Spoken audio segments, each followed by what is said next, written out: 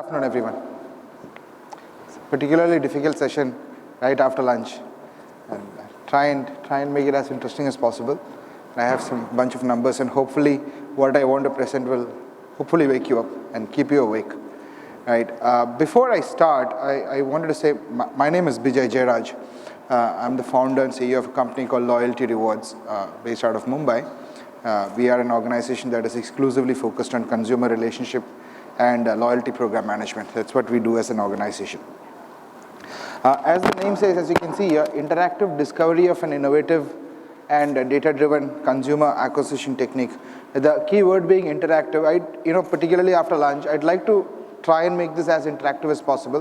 While I'm here to try and present to you a particular perspective of consumer acquisition, what's going on in the country from our perspective as an organization that manages a lot of consumer relationships for a lot of other organizations. What we have learned over the last few years, that's what I'm trying to present to you. But at the same time, let's try and make it as interactive as possible. I'd like to start with, this isn't working. Yes, thank you. So some of you may have filled in this questionnaire right in the beginning. There were very few key pointed 5 questions. Do you know how many customers do you lose, or did you lose in the last 3 months? Do you know what they do with your competition? Do you know what share of business? So say, for example, if you are a particular category of retailer, some of the customers come to you, but he also goes to some other similar retailer in the same category. Do you know what share of business do you get vis-a-vis your competitors? Do you know how can you reach out to those specific consumers who you have a smaller share of wallet? And lastly, will it bother you if your competitors say that they have all of this information? So we've done this quick survey in the beginning of this session. Some of you have filled in. So I'm going to present you the results of the survey a little later. But before I go to that, I think, like I said earlier, a quick look at the retail industry of India, given that, like I said, we worked in this space for a while in India, and I am trying to present to you our understanding, learning, some numbers, some comparative analysis of what's going on in the industry. So quick look, retail industry in India today is roughly about, it caters to 1.3 billion population in this country, slated to be about $600 billion USD size of the industry.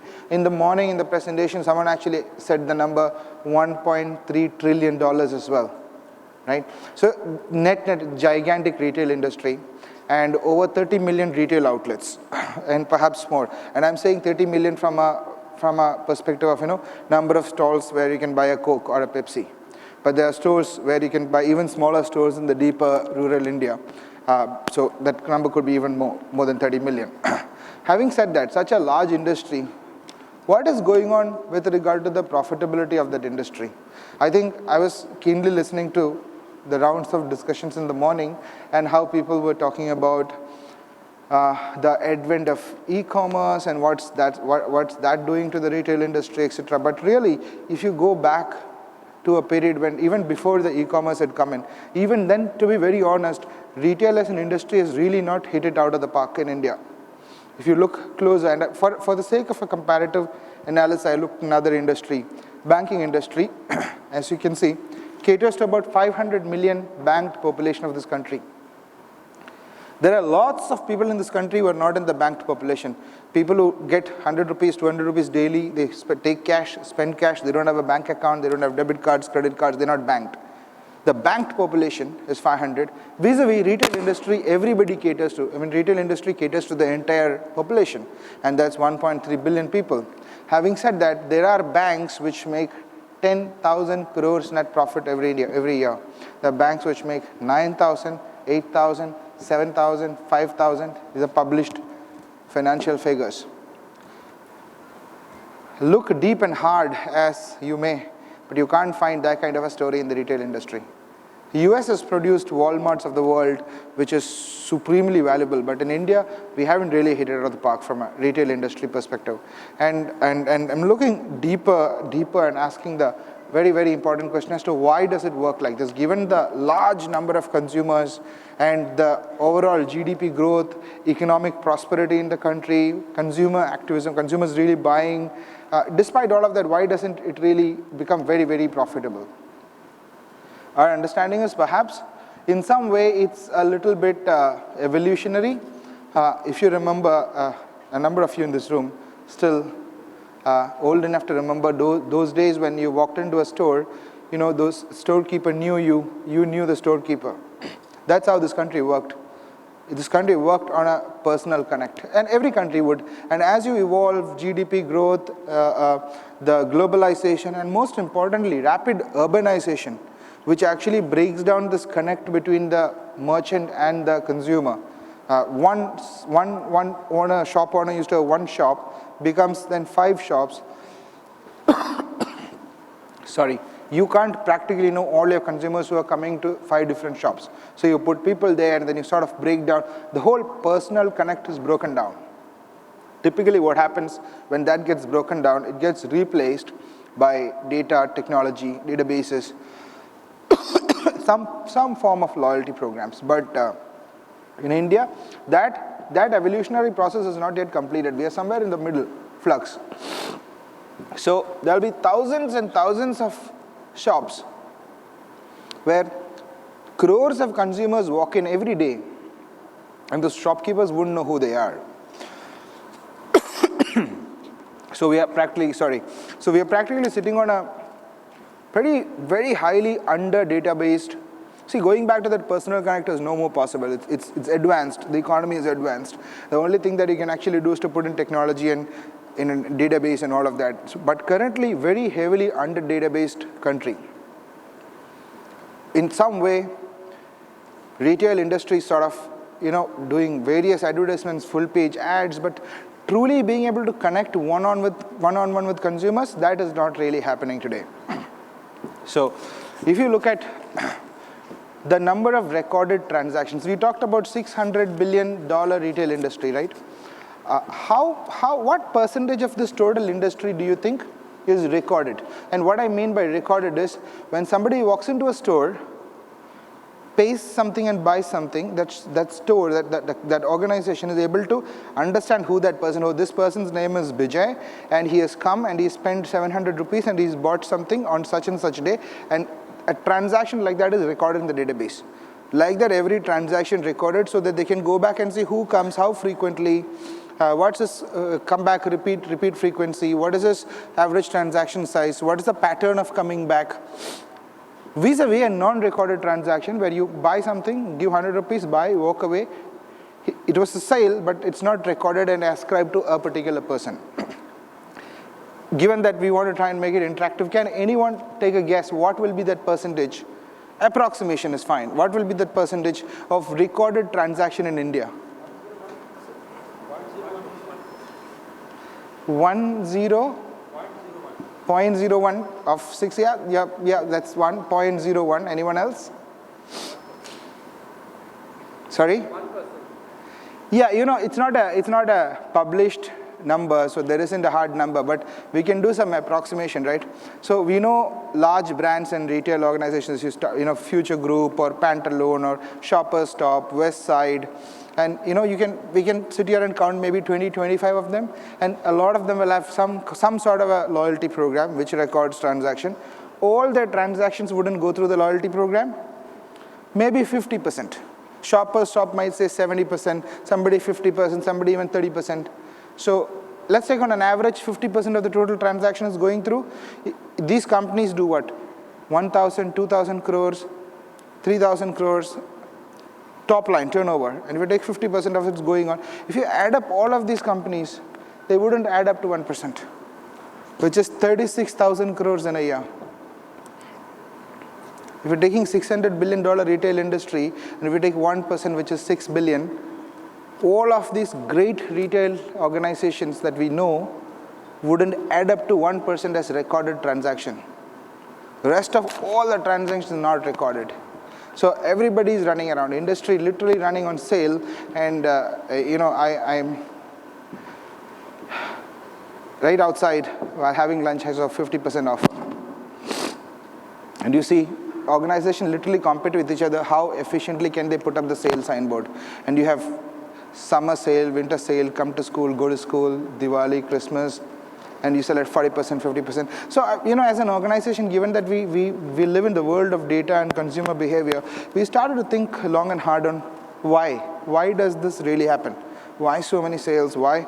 And our understanding is that that's the only way we are able to push products, because we don't really have any categoric information about who spent what, where, and ideally, the day you are placing your order and what you're going to stock in your retail outlet, that day you should also know who you're going to sell it to.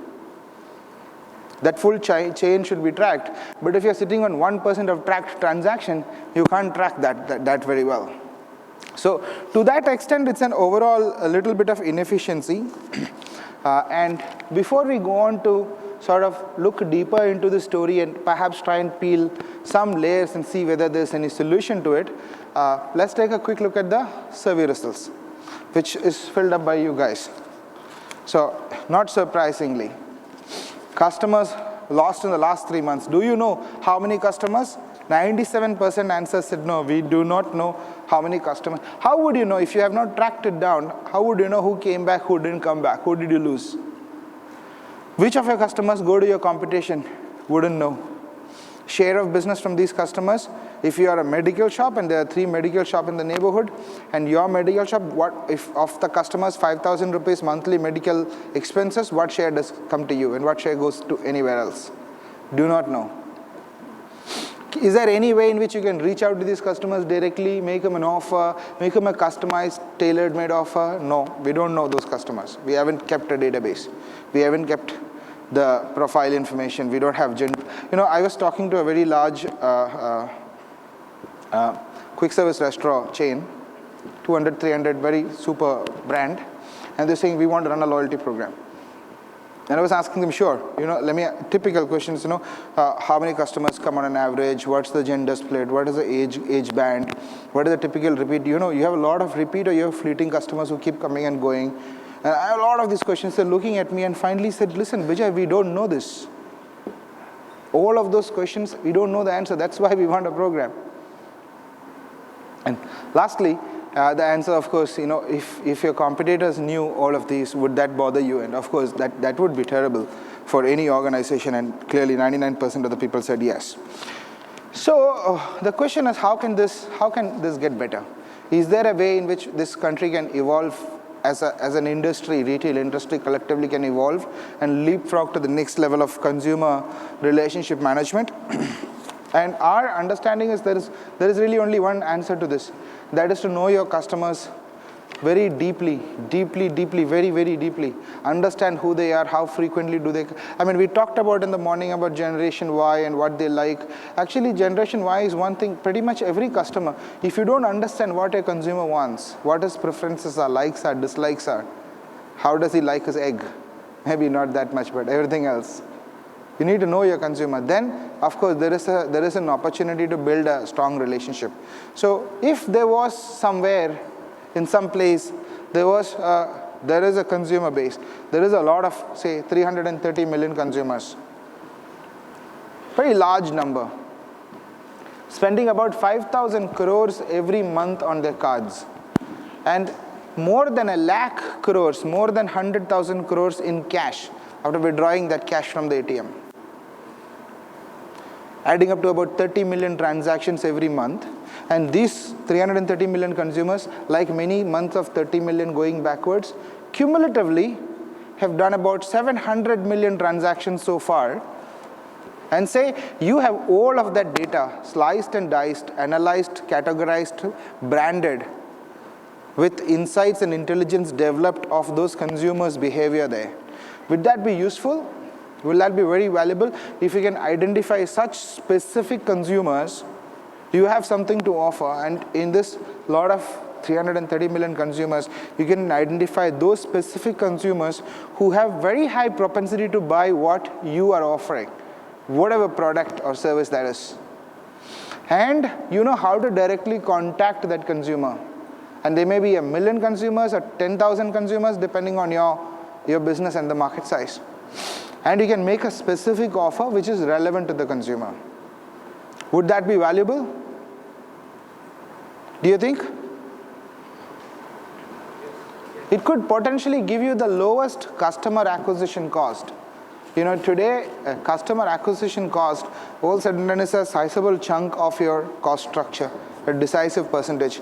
If you are able to identify specific consumers sitting in the specific place who has displayed a specific behavior which gives him a high propensity to pick up whatever you are offering, and you can reach out and communicate to that consumer a specific tailor-made offer, it will give you super CAC, and it will also have a significant impact on your overall marketing ROI. That's really what we would like to present, called Max Get More. It's a platform essentially bringing together some of the largest loyalty programs this country has. You know, you're talking about some of the largest banks in the country again, whether it's State Bank Group, Punjab National Bank, Union Bank, Central Bank, over 18 banks and growing, cumulatively adding up to about 330 million debit cards, spending about 5,000 crores on that card every month. And the same lot of customers of these loyalty programs are also withdrawing cash worth 1,12,000 crores every month. If you have a database like that, and if you can bring them together onto a common platform called Max Get More, and if your brand has the opportunity to swim through that data, 700 million transactions, monthly 5,000 crores worth of transactions, swim through the data and understand consumers' behavior, pattern of behavior, and specifically understand which consumer would really, really like what your organization is offering, and then make a direct offer to that consumer. That is what Max Get More as a platform is, truly.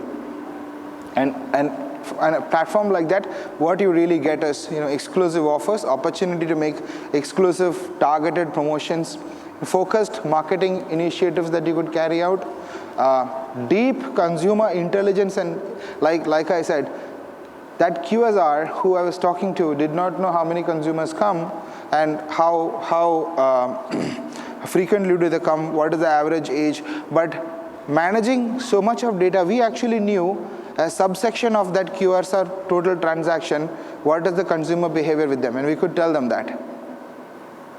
So, you know, that is essentially what this platform is all about, and I believe that the direction to go is to respect data, to respect consumer behavior, respect it enough to store it and database it and analyze it and use it, and tremendously increase your efficiency. And that's what we do as an organization.